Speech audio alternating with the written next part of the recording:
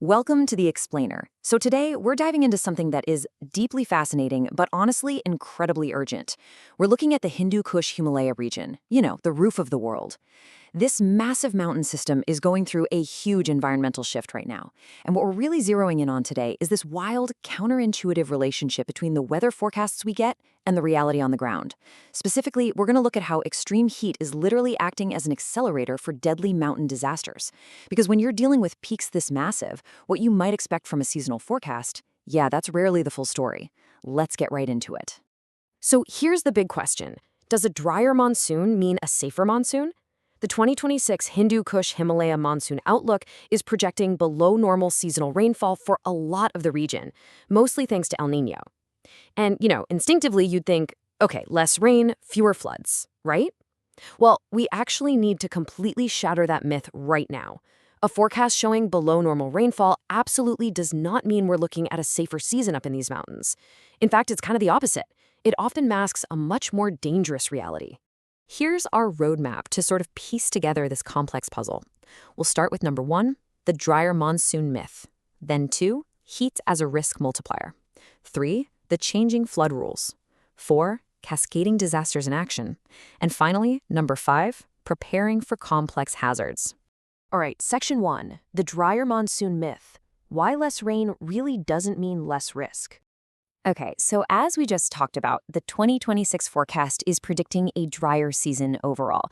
But scientists are basically waving a massive red flag here, warning us that seasonal averages are, well, they're tricky. They tell you the average conditions over several months, right? They do not tell you what's going to happen in one specific, highly vulnerable mountain valley on a random Tuesday afternoon. So despite this broader dry forecast, the reality on the ground often looks more like this: long dry spells that get violently interrupted by intense local storms. See, while El Niño might be suppressing the broad seasonal rainfall, the localized climate, which is heavily influenced by the extreme, jagged topography of the mountains, can still generate these short, just violent bursts of rain. And these localized downpours, they can completely overwhelm a mountain catchment in a matter of hours. Boom, flash floods, landslides. It entirely overrides the broader dry pattern. Moving on to section 2, heat as a risk multiplier, the historical catalyst. So you're probably wondering, why exactly are these storms getting so much more destructive? Well, the answer is rising heat. And to really grasp this, we need to talk about what a risk multiplier is. It's essentially a hazard that takes existing vulnerabilities and just magnifies them. Think of it as a catalyst that takes a difficult environment and turns it into a deadly one. Actually, let's look at the summer of 1857 on the Delhi Ridge for a second. The British Army there was fighting rebel forces, sure, but they were also fighting a completely blistering heat wave.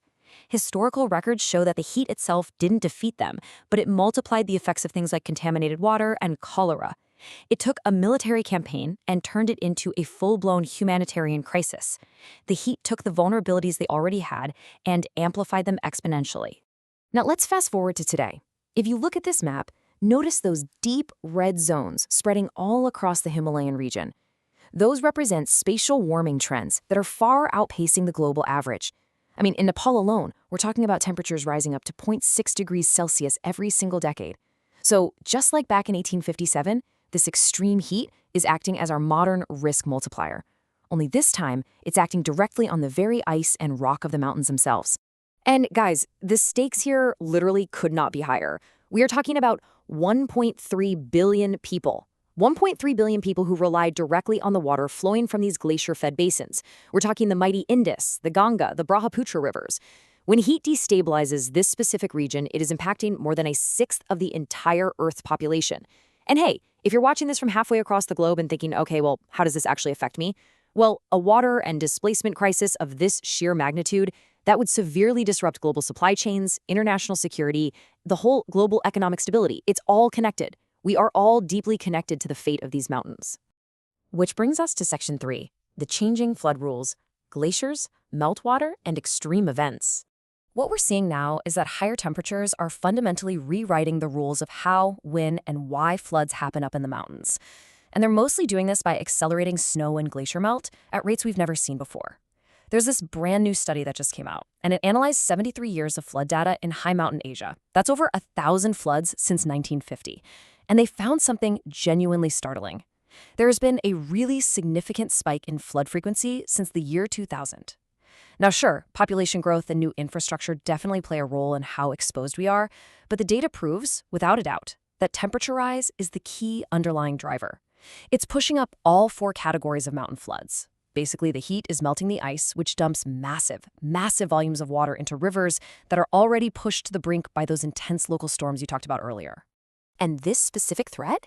It is escalating rapidly. Just look at the cumulative occurrence of glacial lake outburst floods, or GLOFs. The numbers are just climbing right alongside flash floods. Here's what happens.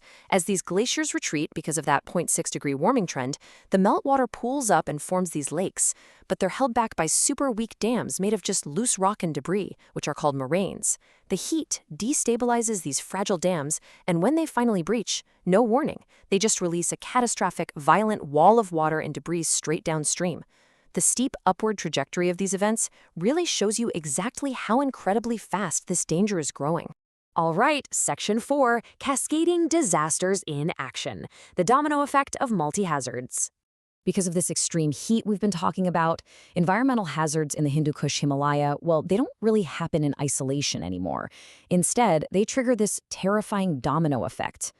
Let's actually walk through the exact sequence of the 2021 Malamchi flood in Nepal, just to see how this plays out in real life. Okay, so it started with Step 1, heavy, intense rainfall. That rain, mixed with the extreme heat, triggered Step 2, accelerated snow and glacier melt. All that sudden extra water caused Step 3, a glacial lake outburst flood. And then, the sheer brute force of that flood eroded all these glacial deposits, which triggered Step 4, massive landslides. Those landslides actually temporarily dammed the river before eventually bursting again and causing just unbelievable devastation downstream. You see, it wasn't just one disaster. It was 4 separate hazards interacting to create one massive cascading crisis. And we have to remember, this isn't just abstract science happening in a vacuum. Look at these entire terraced farming settlements. They are built directly onto incredibly steep, really fragile slopes. The geology of these mountains is actually home to super dense communities. So when these cascading disasters strike, the people living in these exposed, rapidly expanding settlements, they are directly in the path of the water, the mud, the debris. It's their homes. And for the agricultural workers out in this region, it creates this incredibly cruel dual threat. Think back to that drier monsoon forecast we started with, right? The heat and those prolonged dry spells cause intense drought stress. It totally devastates their crops and their water supplies. But then, out of nowhere, an isolated violent cloudburst hits, and suddenly it triggers a flash flood that threatens to literally wash away those very same drought-stricken fields. It is a really brutal cycle. That brings us to our final section, Section 5, Preparing for Complex Hazards, Adapting to the New Normal. So, what does this all mean? How do we actually adapt to this? Well, it is abundantly clear from all the research that we urgently need to overhaul our disaster preparedness systems. The old models, they just do not work against a risk multiplier like extreme heat. Because of these cascading effects we just looked at, we need a massive core paradigm shift. We have to move away from single hazard preparedness and transition to multi-hazard risk assessment, or MHRA. Look, historically, agencies would prepare for a drought, or they'd prepare for a flood. Treating them as totally separate scenarios is a fatal flaw. I mean, think about it. A dry winter leads to forest fires, which strips away all the vegetation, which then accelerates landslides when a flash flood hits in the summer. MHRA actually evaluates how all these multiple threats interact with each other simultaneously in a specific geographic area. It's like looking at the whole puzzle instead of just one piece. So scientists and organizations like ICMO are pushing for some very concrete solutions to combat this. First, we absolutely must transition fully to those multi-hazard risk assessments. Next, we need continuous real-time monitoring of upstream conditions. Why? Because what happens up at those glacial peaks literally dictates the survival of the valleys down below. We also have to restrict new infrastructure in these high-risk zones. And critically, and this is a big one, because water and disasters do not respect political borders, strengthening transboundary data sharing and early warning systems across all high-mountain Asian nations is absolutely vital for survival. We have to work together on this. I want to leave you with this really powerful, kind of sobering quote from Sonam Wangchuk, who is a cryospace specialist at ICMOD. He says, "The rules of floods are changing, and the window for adaptation is closing. A single cloudburst or a glacial collapse can now trigger a massive cascade of disasters.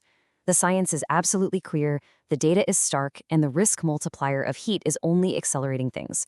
So the big question is, How quickly can society race to implement these interconnected, cross-border solutions before that window completely slams shut? Thank you so much for joining me for this explainer, and remember to keep questioning the changing world around you.